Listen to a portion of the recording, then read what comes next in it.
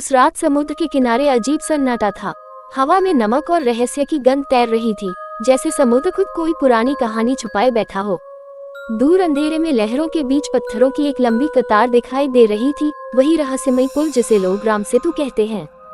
कहते हैं कि हजारों साल पहले भगवान राम की सेना ने इसे बनाया था। लेकिन उस रात कुछ और ही जाग रहा था। समुद्र की गहराई से आती धीमी गर्जना बता रही थी कि यह सिर्फ एक पुल नहीं, बल्कि एक ऐसा रहस्य है जिसे छेड़ना शायद इंसानों की सबसे बड़ी गलती हो सकती। कही अनकही बातें, हिंदी हॉरर स्टोरी। दिल्ली विश्वविद्यालय का पुरातत्वविद डॉक्टर अर्जुन मेहरा कई वर्षों से एक ही रहस्य में उलझा हुआ था, राम सेतु का रहस्य। कई वैज्ञानिकों का मानना था कि यह एक प्राकृतिक संरचना है, लेकिन कुछ प्राचीन ग्रंथों और सैटेलाइट तस्वीरों ने एक अलग ही कहानी सुनाई। इन ग्रंथों में लिखा था कि यह पुल भगवान राम की सेना ने हनुमान और वानरों की मदद से बनाया था, ताकि वे लंका तक पहुंच सके। लेकिन एक सवाल आज भी अनसुलझा था। अगर यह पुल सच में हजारों साल पुराना है, तो आज भी इसके पत्थर समुद्र में डूबते क्यों नहीं? और इससे भी बड़ा सवाल, रात में यहाँ अजीब आवाजें क्यों आती हैं? एक दिन अर्जुन ने फैसला किया कि वो खुद इस रहस्य की तह तक जाएगा।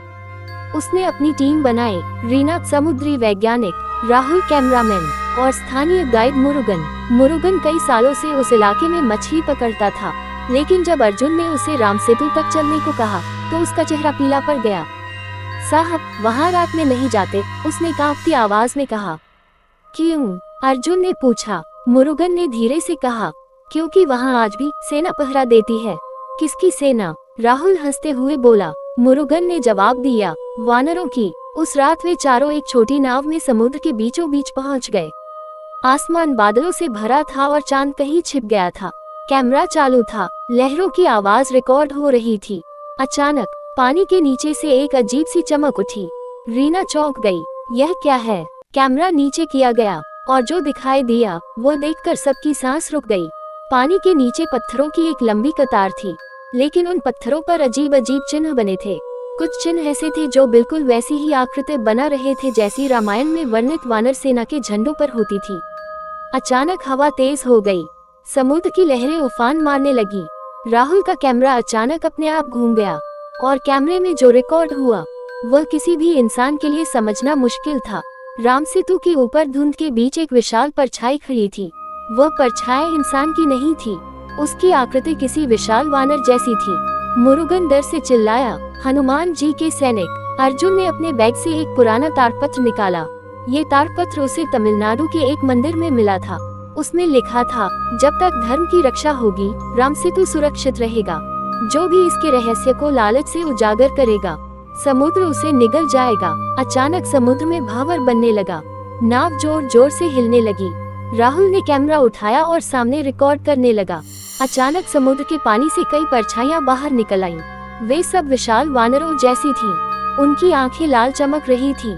उनमें से एक ने जोर से गर्जना की और उसी पल राहुल का कैमरा बंद हो गया। अर्जुन को अचानक अपने पीछे किसी की आवाज सुनाई दी, वापस चले जाओ। अर्जुन ने मुड़कर देखा, धुंध के बीच एक विशाल आकृति खड़ी थी। वह आकृति धीरे धीरे साफ हुई। वह एक विशाल वानर योद्धा था। उसने कहा, ये पुल सिर्फ पत्थरों का नहीं है, यह विश्वास का पुल है। अगली सुबह समुद्र शांत था। किनारे पर सिर्फ एक टूटी हुई नाव मिली और रेत में पड़ा था राहुल का कैमरा। जब कैमरा खोला गया तो उसमें सिर्फ एक आखिरी रिकॉर्डिंग थी। उस रिकॉर्डिंग में समुद्र के ऊपर धुंध के बीच एक विशाल परछाई दिखाई दे रही थी। और फिर अचानक स्क्रीन काली हो गई, लेकिन बंद होने से पहले एक आवाज सुनाई दी, जय श्री राम। सुबह जब मछुआरों ने टूटी हुई नाव और राहुल का कैमरा पाया, तो पूरे इलाके में हलचल मच गई। कैमरा स्थानीय पुलिस को सौंप दिया गया। कुछ दिनों बाद वह कैमरा एक शोध संस्थान पहुंचा, जहां पुरातत्वविद डॉक्टर कविता शर्मा ने उस रिकॉर्डिंग को देखने का फैसला किया। कमरे में अंधेरा था, स्क्रीन पर वीडियो चलाया गया। पहले कुछ मिनटों तक सिर्फ समुद्र की लहरें और हवा की आवाज सुनाई दे रही थी, लेकिन अचानक कैमरे में धुंध के बीच कुछ हलचल दिखाई देने लगी। एक विशाल आकृति धीरे धीरे कैमरे के सामने आई। वह एक विशाल वानर योद्धा था। उसकी आंखें लाल थी और उसके हाथ में पत्थर का एक विशाल गदा था। डॉक्टर कविता की सांसें रुक गईं। वीडियो अचानक रुक गया, लेकिन स्क्रीन के कोने में एक अजीब चिन्ह चमक रहा था। डॉक्टर कविता ने उसे जूम किया। वह चिन्ह बिल्कुल वैसा ही था जैसा रामायण के प्राचीन चित्रों में मिलता है।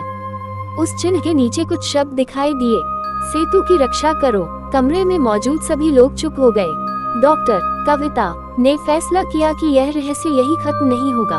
उन्होंने एक नई टीम बनाई। इस बार टीम में थे समुद्री इंजीनियर विवेक, इतिहासकार अंशुल और ड्रोन विशेषज्ञ निखिल। उनका मिशन था समुद्र के नीचे जाकर उस पुल की असली सच्चाई पता करना। रात के समय उन्होंने एक छोटा सबमरीन समुद्र में उतारा। जैसे जैसे वह नीचे जा रहा था, कैमरे में अजीब दृश्य दिखाई देने लगे। समुद्र के नीचे पत्थरों की एक लंबी कतार थी, लेकिन अचानक कैमरे में कुछ ऐसा दिखाई दिया जिसे देखकर सभी चौंक गए। पत्थरों के बीच एक विशाल द्वार बना हुआ था। ऐसा लग रहा था जैसे समुद्र के नीचे कोई प्राचीन शहर छिपा हुआ हो। सबमरीन धीरे धीरे उस द्वार के पास पहुंचा। जैसे ही रोशनी उस पर पड़ी, सभी हैरान रह गए। उस द्वार पर एक विशाल आकृति उकेरी हुई थी। वह आकृति किसी और की नहीं बल्कि हनुमान की थी, और उसके नीचे लिखा था, ये सेतु सिर्फ पुल नहीं, यह एक द्वार है। अचानक सबमरीन के आसपास का पानी तेजी से घूमने लगा। कैमरे की स्क्रीन झिलमिलाने लगी, और तभी समुद्र के अंधेरे से कई लाल आंखें चमकने लगी। निखिल डरकर बोला, ये क्या है? अगले ही पल एक विशाल परछाई सबमरीन के सामने आ गई। वह एक वानर योद्धा था, लेकिन वह जीवित नहीं लग रहा था। वह किसी प्राचीन आत्मा जैसा था। सबमरीन के स्पीकर में अचानक एक आवाज गूंजने लगी, मनुष्य लौट जाओ। आवाज भारी और गूंजदार थी। ये सेतु देवताओं की धरोहर है। जो भी इसके रहस्य को छेड़ेगा, समुद्र उसका अंत कर देगा। अचानक सबमरीन की सारी लाइट बंद हो गई और स्क्रीन काली हो गई। कुछ घंटों बाद सबमरीन समुद्र की सतह पर तैरता हुआ मिला, लेकिन उसके अंदर कोई नहीं था। टीम के सभी लोग गायब थे।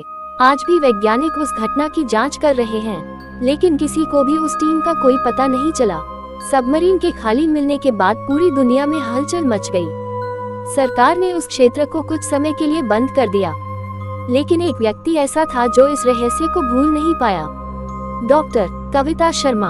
उन्हें यकीन था कि उनकी टीम के लोग अभी भी कहीं न कहीं जिंदा हैं। एक दिन जब वह सबमरीन के डेटा को फिर से देख रही थी, तभी उन्हें एक अजीब सिग्नल मिला। ये सिग्नल समुद्र के नीचे उसी स्थान से आ रहा था जहां प्राचीन द्वार मिला था। डॉक्टर कविता समझ गईं, कुछ तो अब भी वहां सक्रिय है। कुछ दिनों बाद एक और अभियान शुरू हुआ। इस बार एक अत्याधुनिक रोबोटिक ड्रोन को समुद्र में भेजा गया। जैसे जैसे ड्रोन नीचे जा रहा था, कैमरे में अजीब दृश्य दिखाई देने लगे। पानी के नीचे पत्थरों से बना एक विशाल मार्ग था। वह मार्ग सीधे उस प्राचीन द्वार तक जाता था। द्वार के पास पहुंचते ही कैमरे ने जो दिखाया, उसे देखकर सभी वैज्ञानिक हैरान रह गए। उस द्वार के पीछे एक पूरा शहर